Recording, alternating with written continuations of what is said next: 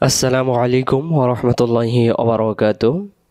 সম্মানিত দর্শক শ্রোতা ভাই ও বোনেরা, যারা পবিত্র আল কোরআনুল কারিমকে আমরা ভালোবাসি, মোহাব্বত করি এবং পবিত্র আল কোরআনুল কারিমের পড়া শুনলে আমাদের অন্তরটা স্তব্ধ হয়ে যায়, নীরব হয়ে যায় এবং বারবার শুনতেই মন চায়, সেই সমস্ত যারা আমাদের এই দর্শক রয়েছেন সবাইকে আল্লাহ সুবহানাহু ওয়া তাআলা আপনাদেরকে এবং আমাকেও যেন কিয়ামতের ময়দানে পবিত্র আল কোরআনুল কারিমের ওসিলায় আমরা যেন জান্নাতে যেতে পারি, আল্লাহ সুবহানাহু ওয়া তাআলা আমাদেরকে তৌফিক দান করুক, বলি আমিন। যে ব্যক্তি পবিত্র আল কোরআনুল কারিম তেলাওয়াত করবে, পড়বে, বুঝবে এবং সে অনুযায়ী আমল করবে, আল্লাহ সুবহানাহু ওয়া তাআলা এবং পবিত্র আল কোরআনুল কারিমে বলেছেন কিয়ামতের ময়দানে কোরআনুল কারিম তাকে সুপারিশ করে জান্নাতে নিয়ে যাবে। সুবহানাল্লাহ। একটি ছন্দ বলে আজকের পড়া শুরু করব। কিয়ামতের মাঠে ভুলে যাবে সবাই, নবীজি তোমায় ভুলবে না। কিয়ামতের মাঠে ভুলে যাবে সবাই, নবীজি তোমায় ভুলবে না। কোরআন তোমায় সুপারিশ করিবে, দোজখে যেতে দিবে না। কোরআন তোমায় সুপারিশ করিবে, দোজখে যেতে দিবে না। আমরা পড়া শুরু করি। আজকে আমরা শিখব 4টি অক্ষর, সিন, শিন, সদ আর দদ। আমরা অবশ্যই গুরুত্ব সহকারে 4টি অক্ষর আমরা পড়া শিখব এই ভিডিওটির মাধ্যমে। চলুন আমরা পড়া শুরু করি। আউযু বিল্লাহি মিনাশ শাইতানির রাজিম। বলেন, আউযু বিল্লাহি মিনাশ শাইতানির রাজিম। এরপরে বিসমিল্লাহির রহমানির রহিম। রব্বি জিদনি ইলমা, রব্বি জিদনি ইলমা। আরেকবার, রব্বি জিদনি ইলমা। পড়া শুরু। এটা হলো সিন। যদি কেউ 3টি আঙ্গুল এমন করি তাহলে সিন অক্ষরের মতো দেখা যায়। তাহলে আমরা এই অক্ষরের নাম সিন, এটার নাম সিন, এটার নাম সিন, এটার নাম বা, এটার নাম সিন। সিন অক্ষর কেমন করে পড়তে হয়, গত ক্লাসে আমরা যে শিখছিলাম জা অক্ষর কেমন করে পড়তে হয়। জা, সিন এবং সদ অক্ষরের মাখরাজ একই। সিন অক্ষর সামনের নিচের দাঁতের আগা থেকে শিশি দিয়ে পড়তে হয়। সিন অক্ষর সামনের নিচের দাঁতের আগা থেকে শিশি দিয়ে পড়তে হয়। শিশ কি কালকে পড়ছিলাম, যেমন সিন, এমন শব্দ আসবে। সিন, সিন, সিন জবর সা।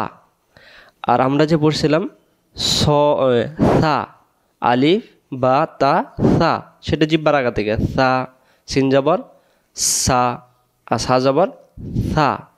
সা একটা জিহ্বার আগা থেকে নরম করে আর একটা শীষ হবে। সিন জবর সা, সিন পেশ সু, সা, সু, সিনজের সি, কি হইল সা, সু, সি। আবার সা, সু, সি। জের জবর পেশকে হারকাত বলা হয়। হারকাতের উচ্চারণ তাড়াতাড়ি পড়তে হয়। সা, সু, সি, সা, সু, সি। পরে জবর যদি 2টা হয়, একটা হবে নুন সাকিন। সিন জবর সা, সা মিলবে নুনের সাথে, সান, এমন হবে সান। আর যদি এই অক্ষরটা সা হতো তাহলে জিহ্বার আগা থেকে সান। এবার আসেন সিনজের সি, সি মিলবে নুনের সাথে, সিন, সিন পেশ সু, সু মিলবে নুনের সাথে সুন, তাহলে উচ্চারণ হলো সান, সিন, সুন। আবার সান, সিন, সুন। পরেরটা সিন জবর সা, সিন অক্ষর সামনের নিচের দাঁতের আগা থেকে শীষ দিয়ে পড়তে হয় সিন। সিন জবর সা, তাপেশ তু, তার উচ্চারণ কি হলো সাতু, সাতু। সিনজের সি, র জবর র, কি হলো সির, সির।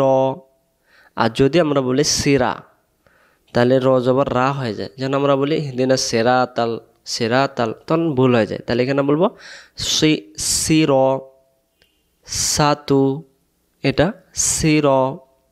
পরেরটা আসেন খ জবর খ, সিনজের সি, খ সি, র জবর র, খ সি র, এটা সাতু। তারপরে সির, তারপরে খ সি র, তারপরে বা জবর বা, বা মিলবে সিনের সাথে বাস, এমন হবে বাস। যদি এটা সা হতো তাহলে এখানে উচ্চারণ তো বাস, জিব্বার আগে চলে আসতো তখন, তাহলে এটা হবে উচ্চারণ বাস, বাস। বানান ছাড়া সা, অ্যালার্ট থাকবেন, খুব মনোযোগী, আমার সঙ্গে সঙ্গে বলে ফেলবেন। এটা সা, তারপরে সু, তারপরে সি, তারপরে সান, এটা সিন, পরেরটা সুন। এবার এখানে সাতু, আবার সাতু, পরে সির, তারপরে খ সির, তারপরে বাস। পরে অক্ষর সিন আর শিন দেখতে কি খালাতো ভাই মামাতো ভাইয়ের মতো নাকি, ওই মানে দেখতে একই রকম। এটার নাম শিন আর এটার নাম সিন। পার্থক্য এখানে 3টি নুক্তা আছে আর এখানে 3টি নুক্তা নাই। তাহলে সিন অক্ষরের উপরে 3টি নুক্তা থাকলে তার নাম শিন। শিন জিহ্বাটার মাঝখান থেকে ভেসে আসবে শিন, শিন। আর এটা সিন, এটা শিন, এটা সিন, এটা শিন। এক অক্ষর পড়লে 10 নাকি। হারকাতের উচ্চারণ শিন পেশ সু, আর সিন পেশ সু।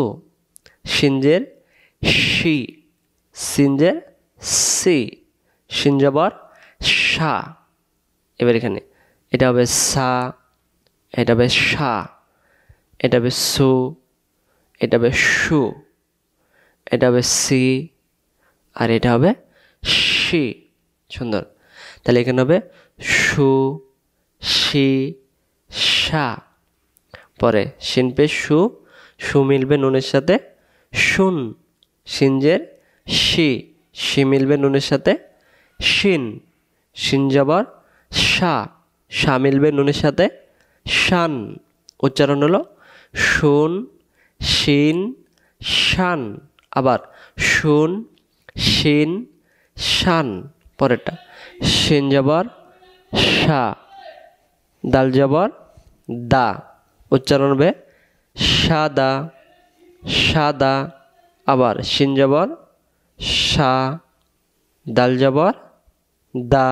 উচ্চারণ কি হলো সাদা। এটা সুতি, সুতি। শিনপে সু, তাজের তি, সুতি। পরেরটা র জবর র, সিনজে শি, কি হইল রশি। দাল জবর দা, রশিদা, রশিদা। এটা সাদা, তারপরে সুতি, তারপরে রশিদা। তারপরে তা জবর তা, তা মিলবে শিনের সাথে তা, শিনজে শি, তাশি। বানান ছাড়া সু, শি, সা, শুন, শিন, শান, সা, দা, সাদা, সুতি, সুতি, রশিদা, তা মিলবে শিনের সাথে তাস, আর শিনজের শি, তাসশি।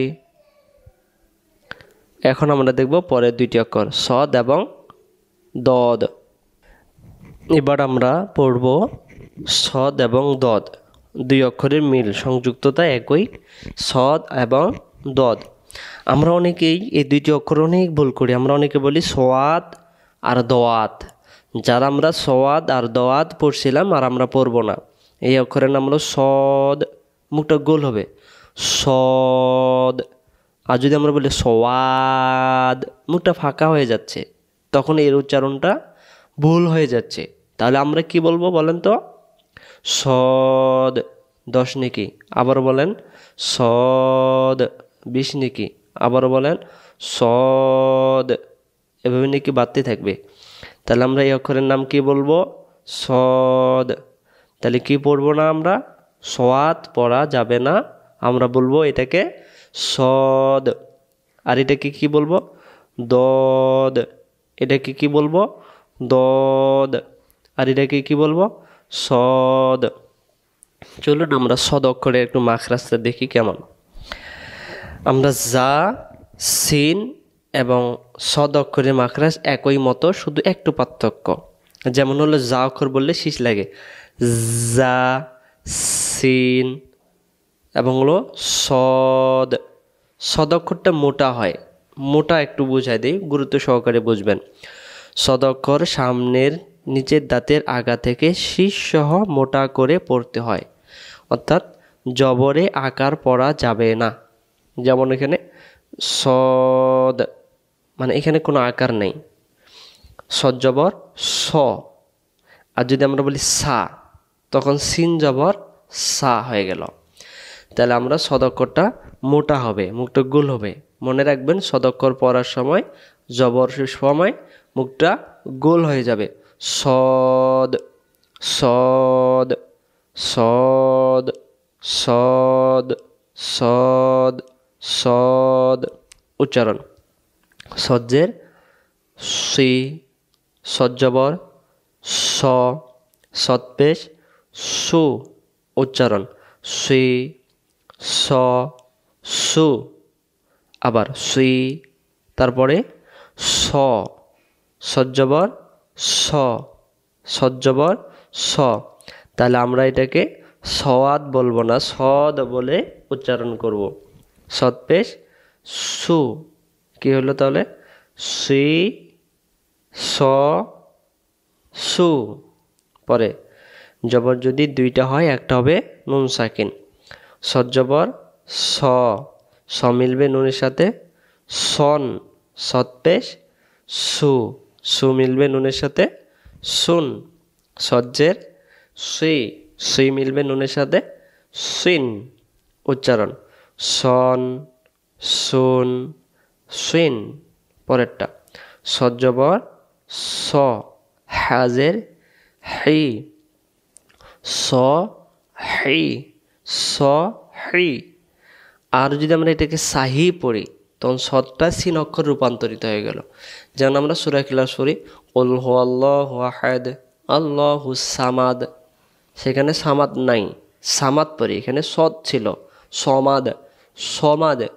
আর এই জায়গায় যদি আমরা সদ অক্ষরে জবর ঠিক করি, সমস্ত কোরআন শরীফে সদ অক্ষর পড়া ঠিক হয়ে যাবে। তাহলে আমরা কি বলবো? সদ জবর স, হাজের হি, সহি। এরপরে সজ্জের সি, মুখটা একটু গলবে সি। রজবর র, সির, সির। যেমন সূরাতুল ফাতিহা, ইহদিনাস সিরাতাল, সিরাতাল। তাহলে এখানে আমরা বলবো সির। পরেরটা সজ্জবর স, সজ্জবর স। তারপরে বাজবর বা, কি হইল? সবা। পরেরটা রজবর র, সবা র। আর যদি আমরা বলি সাবা রা, তখন র জবর রা হয়ে গেল। খেয়াল রাখবেন স বা র, র অক্ষরটা মোটা উচ্চারণ হবে। এরপরে গুরুত্বপূর্ণ একটা বিষয় দেখেন, দাল জবর দা, দা মিলবে সদের সাথে দাউস, মুখটা গোল হয়ে যাবে দাউস। দাস। আর যদি আমরা এখানে বলি দাস, তখন সদ অক্ষরটা সিন হয়ে যাবে, দাস, মুখটা ফাঁকা হবে না, মুখটা গলবে, দাস। যদি এটা হামজা হয়তো হামজা জবর আ মিলবে সদের সাথে, আউস। যদি বা হয়তো বা জবর বা মিলবে সদের সাথে, বাস, বাস, মুখটা গোল হবে। আর যদি সিন হতো এটা বাস, তাহলে এটাকে মুখটা গোল করব বানান ছাড়া। সি, স, সু, সন, সুন, তারপরে সিন, পরে স, তারপরে হি, কি হলো সহি, পরেরটা সি, তারপরে র, কি হলো সি র। এটা বলেন স, বা, তারপরে র, উচ্চারণ স বা র। দা মিলবে সদের সাথে, দাস, শুধু উচ্চারণ দাস, আবার দাস। পরের অক্ষর দদ। দদ অক্ষরও মোটা, এই যে মুখটা বলেন তো, দদ,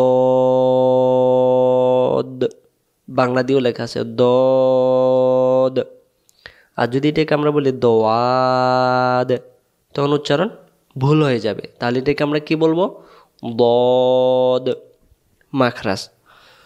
দদ অক্ষর কেমন করে পড়তে হয়, উচ্চারণ দদ অক্ষর মারির দাঁতের গোড়া থেকে, মারির দাঁত তো বুঝতে পারছেন, মুখের চাওয়ালের দাঁতগুলো যেগুলো ছাইটে থাকে, মারির দাঁতের গোড়া থেকে মোটা করে পড়তে হয়।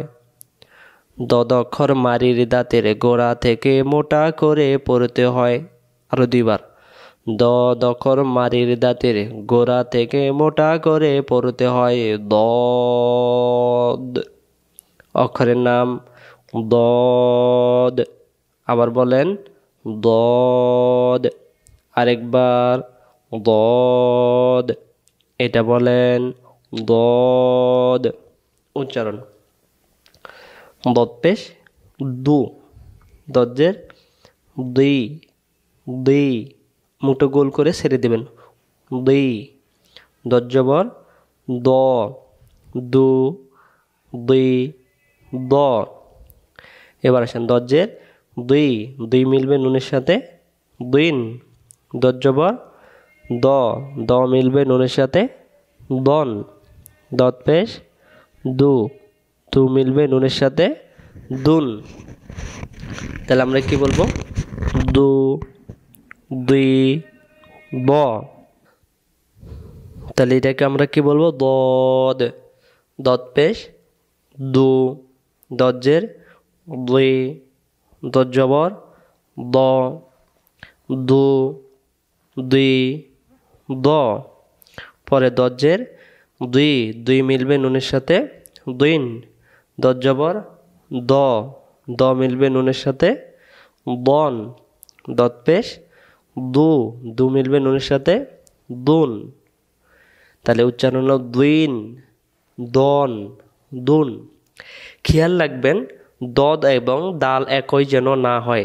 এখানে লক্ষ্য করেন দাল জবর দা, এখানে লক্ষ্য করেন দদ জবর দ, তাহলে দাল জবর হবে দা, দদ জবর দ। আমরা দুই অক্ষর একই রকম পড়ি, তাহলে আজকের থেকে আমরা পার্থক্য করবো ইনশাল্লাহ। এবার আসেন এটা দদ পেশ দু, রজের রি, দুরি, দুরি। এবার এটা দদ জবর দ, শিন জবর সা, দশা, দুরি, দশা। পরেরটা হা জবর হা, দজ্জের দুই, হাও দুই, র জবর র, হাও দুই র। তাহলে লম্বা হাটা আমরা কেমন করে পড়ছিলাম, শোষো করে। লম্বা হা হলকের মধ্য থেকে শোষো করে পড়তে হয় হা। তাহলে এখানে উচ্চারণ হবে হাও দুই র। পরেরটা হামজা হা জবর আ মিলবে দদের সাথে, আদ, দদ জবর দ, আদ, আদ। এখানে দুরি, এটা দশা, এটা হাও দুই র, আদ। বানান ছাড়া দু, দুই, দ, দিন, দন, দুন, দু, রি, দ, সা, হা, দি, র, হাদির, আদ। সম্মানিত দর্শক ভাই ও বোনেরা, আমার জন্য দোয়া রাখবেন। আজকে এই পর্যন্তই। আসসালামু আলাইকুম ওয়া রাহমাতুল্লাহি ওয়া বারাকাতুহু।